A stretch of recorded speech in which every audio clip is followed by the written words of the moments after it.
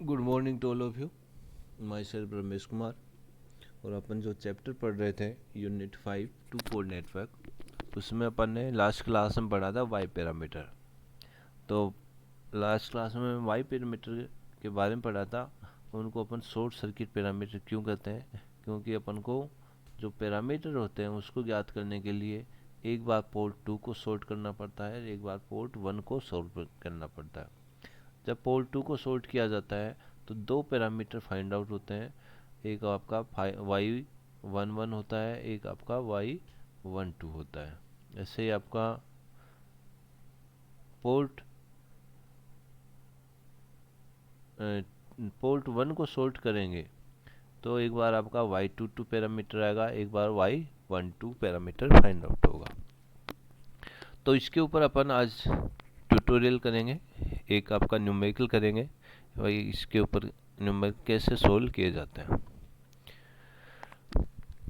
तो ये आपका एक एग्जाम्पल है जिसमें आपके तीन रेजिस्टेंस हैं, 3 ओम, 6 ओम और 4 ओम है, जो आपके पाई नेटवर्क में कनेक्टेड हो रहे हैं। वन है, ये पोर्ट 1 है आपका, और पोर्ट 2 है। तो इसमें अपन को y पैरामीटर फाइंड आउट करने हैं, y11, y12, y21 और y22।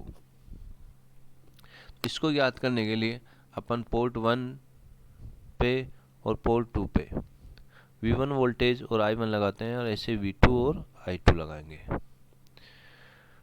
तो ये आपका जो फर्स्ट मेथड है, इसमें भी अपन जैसे Z पैरामीटर में दो मेथड पढ़े थे, तो इसमें भी अपन दो मेथड पढ़ेंगे। एक आपका यूनिवर्सल रहेगा, यानी यूनिवर्सल का मतलब वो सभी जो प्रॉब्लम्स है उसमें वो काम करेगा। एक आपका सिंपल रहेगा जिसको छोटे रूम में अपन काम में ले सकते हैं, लेकिन उसकी एक कंडीशन होती है कि वो आपका हमेशा पाई नेटवर्क में ही वर्क करेगा। तो यहाँ पे देखिए जो डायग्राम है उसमें अपन ने V1 और I1 करंट लगा दी है, V2 और I2 पोर्ट 2 पे वोल्टेज लगा दिया है V2, और जिसमें से करंट फ्लो हो रही है I2, और इसमें से कोई छेड़खानी नहीं करनी है। अब अपन को जो अपन ने वाई पैरामीटर केस निकाले थे उसी के अकॉर्डिंग इसको लेकर के चलना है। तो पोर्ट 2 पहले केस फर्स्ट करेंगे, पोर्ट 2 को शॉर्ट सर्किट कर दिया है, क्योंकि V2 को जीरो करेंगे तभी आपका y11 आएगा और y21 आएगा। तो पोर्ट 2 को जैसे ही मैं शॉर्ट करता हूँ तो जो करंट होगी उसकी डायरेक्शन चेंज हो जाएगी, क्योंकि V2 की वजह से करंट आपकी अंदर जा रही है। लेकिन यहाँ पे जैसे ही V2 जीरो हो जाएगा तो कोई वोल्टेज सोर्स नहीं यहाँ पे, तो करंट होगी वो आपकी उल्टी डायरेक्शन में हो जाएगी। तो इसको अपन I2 को क्या कर देंगे, -I2। और जो 4 ओम का रजिस्टर लगा हुआ है वो आपका काम नहीं करेगा। क्यों? क्योंकि इसके एक्रॉस अपन ने क्या कर दिया है, सर्किट को शॉर्ट सर्किट कर दिया है। तो शॉर्ट सर्किट होने से जो करंट होगी वो हमेशा क्या करती है, जो शॉर्टेस्ट पाथ होता है जिसमें रेजिस्टेंस बहुत कम होता है उसको फॉलो करती है। तो करंट होगी वो आपका शॉर्ट सर्किट से जाएगी, 4 ओम में से कोई करंट फ्लो नहीं होगी, इसलिए इसको अपन यहाँ से हटा देंगे। तो अब आपका सर्किट जो मॉडिफाई होगा वो आपका 3 ओम और 6 ओम आपके पैरेलल में आ जाएंगे, और V1 से आपके I1 करंट फ्लो होगी। अब अपन को रिलेशन निकालना है V1 और I1। क्यों? क्योंकि अपन को जानते हैं y11 क्या होता है, आपका I1 अपॉन V1 होता है। तो अपन को V1 और I1 में रिलेशन निकालना है। तो V1 और I1 में रिलेशन निकालने के लिए 3 ओम और 6 ओम का अपन को सिंप्लीफाई करना है।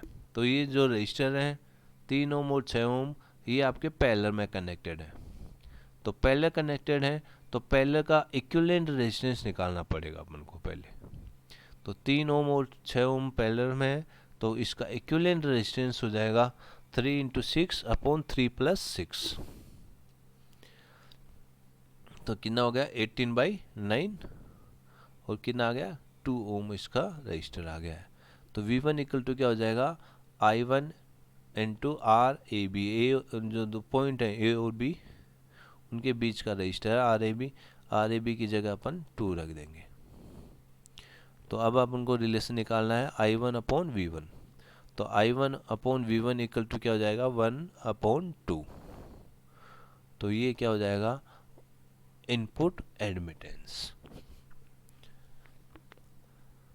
तो वो आपका जो एक पैरामीटर y1 वो आपका आ गया है, वो कितना है आपका 1/2।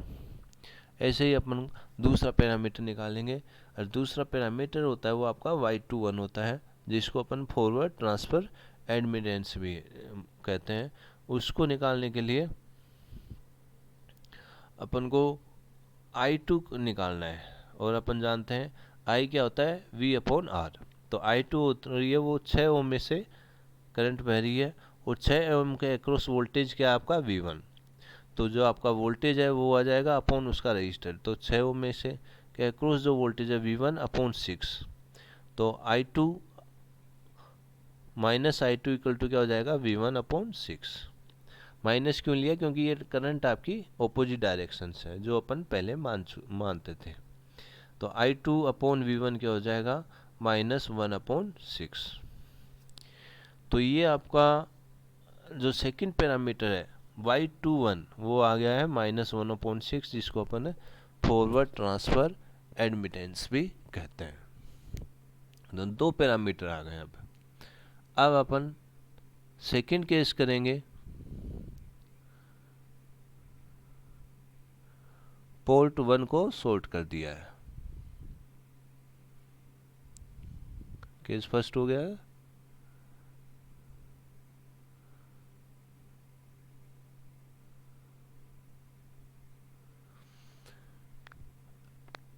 केस सेकेंड में क्या करेंगे, पोर्ट 1 को शॉर्ट करेंगे। पोर्ट 1 को शॉर्ट करेंगे तो V1 इक्वल टू 0 हो जाएगा। V1 इक्वल टू 0 होगा तो आपका 3 ओम का जो रजिस्टर है वो आपका हट जाएगा। तो अब क्या हो जाएगा 6 ओम और 4 ओम वो आपके पैरेलल में आ जाएंगे। 6 ओम पैरेलल में आ जाएंगे। अब ए और बी के बीच में अपन को इक्विवेलेंट रेजिस्टेंस निकालना है। इक्विवेलेंट रेजिस्टेंस कितना हो जाएगा पैरेलल का R1 into R2 upon R1 plus R2। तो R1 की वैल्यू 6 है और R2 की वैल्यू 4 है, तो 6 इंटू 4 अपॉन 6 प्लस 4, तो 24/10। तो इसका रजिस्टर कितना हो जाएगा 2.4। तो V2 इक्वल टू क्या हो जाएगा I2 इंटू RAB। I2 आपका वही रहेगी, RAB की वैल्यू अपन 2.4 लिखेंगे, और I2 अपॉन V2 का अपन रेशियो लिखेंगे। I2/V2 इक्वल टू क्या हो जाएगा 1/2.4। Y22 की वैल्यू आ जाएगी आउटपुट एडमिटेंस। अब अपन को इसमें I1 कैलकुलेट करनी है, तो यहाँ पर भी जो करंट की डायरेक्शन है वो उल्टी हो जाएगी, इसलिए इसको अपन ने माइनस लिया है। तो -I1 क्या हो जाएगा 6 ओम के अक्रॉस, क्योंकि I1 किस में से फ्लो हो रही है 6 ओम में से, तो 6 ओम के अक्रॉस वोल्टेज अपॉन इसका रजिस्टर्स। तो 6 ओम के अक्रॉस वोल्टेज कितना है आपका V2, तो V2/6, तो V2/6 आ जाएगा। और I1 अपॉन V2 का अपन को एक अनुपात निकालेंगे, तो ये कितना आ जाएगा -1/6, और ये इसकी वैल्यू हो जाएगी I2/V2, और ये क्या हो जाएगा Y12। इसको अपन क्या बोलते हैं रिवर्स ट्रांसफर एडमिटेंस। तो इस तरीके से अपन का जो सेकंड केस है उसमें से एक पैरामीटर आ गया है। अब अपन को निकालना है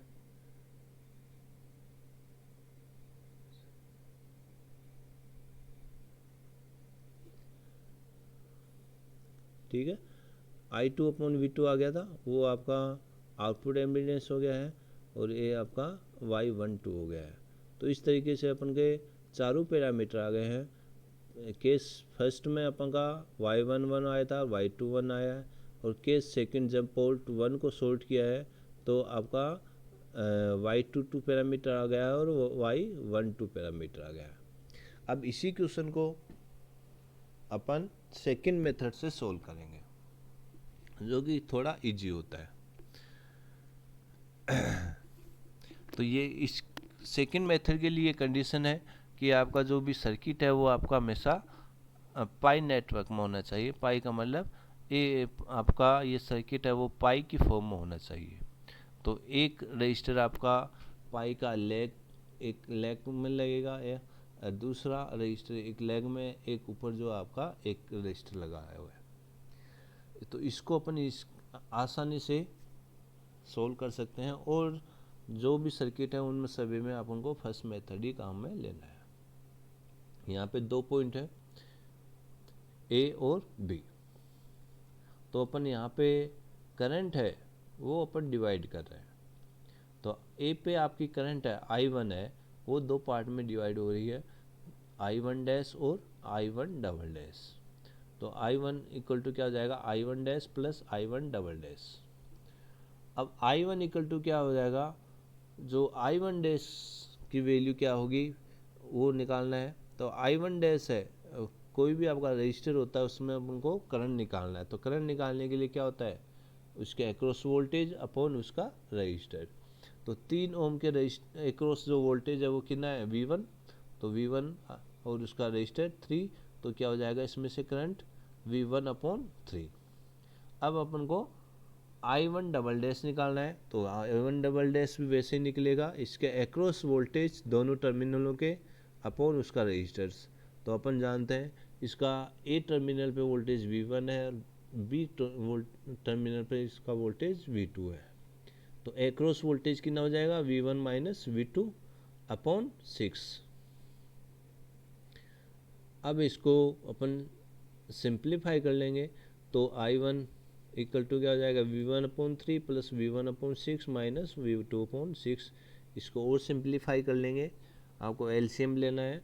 तो 3 और 6 का एलसीएम 18 हो जाएगा, और 6 प्लस 3 आ जाएगा ऊपर, V1 माइनस V2 अपॉन 6। इसको अपन और सिंप्लीफाई कर लेंगे।